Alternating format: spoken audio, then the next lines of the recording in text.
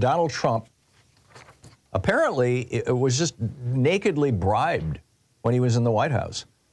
He had, in 2017, Donald Trump announced that Qatar, Q-A-T-A-R, a country in the Middle East, that Qatar was a funder of terrorism. So the Qatari Permanent Mission to the United Nations bought their fourth apartment in Trump Tower for $6.5 million. And 3 weeks later, Donald Trump invites the Emir of Qatar, the king or whatever his title is, the monarch, to the Oval Office and says, these guys are partners in fighting terrorism, right after they just gave him $6.5 million. Saudi Arabia gives Donald Trump over $500,000, and instantly he's best friends with them. He makes his first trip as president to Saudi Arabia. They own the entire 45th floor of Trump World Tower, and they booked a week-long stay at Trump International Hotel in Washington, D.C. to shovel this money to Donald Trump. Nobody shows up. Nobody uses the rooms. They just, here, $600,000, Donald. Oh, we love Saudi Arabia. China gives Donald Trump $5.5 million at two of his hotels in Washington and Las Vegas. Again, booking blocks of rooms, entire floors of rooms that nobody shows up for. These are naked bribes. And then Donald Trump goes, and by the way, this was China's embassy in the United States and a state-owned Chinese bank that the Department of Justice is accused of helping the North Koreans evade sanctions.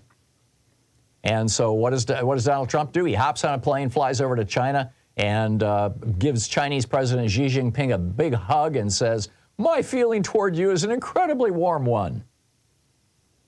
You know, the Constitution says that the president may not take any gift, any emolument, and an emolument's an archaic word for gift, may not take any gift, any cash reward, any title without the consent of Congress. Abraham Lincoln was given a couple of elephant tusks by, I believe it was India, back in the day, and he really wanted to keep them. He asked Congress if he could keep them, and they said, no, you can't. It's against the Constitution. And so he gave them to the National Archives, which is where they are to this day. Donald Trump didn't bother doing that. This is stunning. And this, by the way, is just the tip of the iceberg. They only looked at about 10 countries in this case, because what happened was they were just starting the investigation. The Democrats were running the House Oversight Committee when the Republicans took control of the House of Representatives, and James Comer became the chair, dethroning Jamie Raskin. And when Comer became the chair of the committee, he shut down the investigation into Donald Trump and started Biden and Joe Biden. Now, the Joe Biden, Hunter Biden investigation has not found anything, but it's quite clear that Donald Trump was taking all this money. And now Eric Trump comes out and says, oh, yeah, we took all that money, but we gave the profits back to the government. Without any proof, without any evidence. And by the way, saying that is like admitting that you broke the law. Oh, yeah, I robbed the bank, but, I took most of the money and gave it to the Salvation Army. So why are you complaining about me? It's just nuts.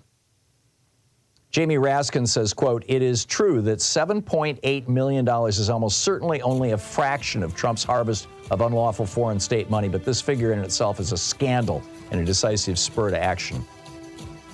They got the information from Mazars, Trump's accounting firm, but they had only gotten the first little tranche of documents. And then James Comer came in and said, well, we don't need to know any of this stuff about Donald Trump. We're Republicans. We don't want to know if Donald Trump is a grifter, a liar, a thief, a cheat. We just don't want to know.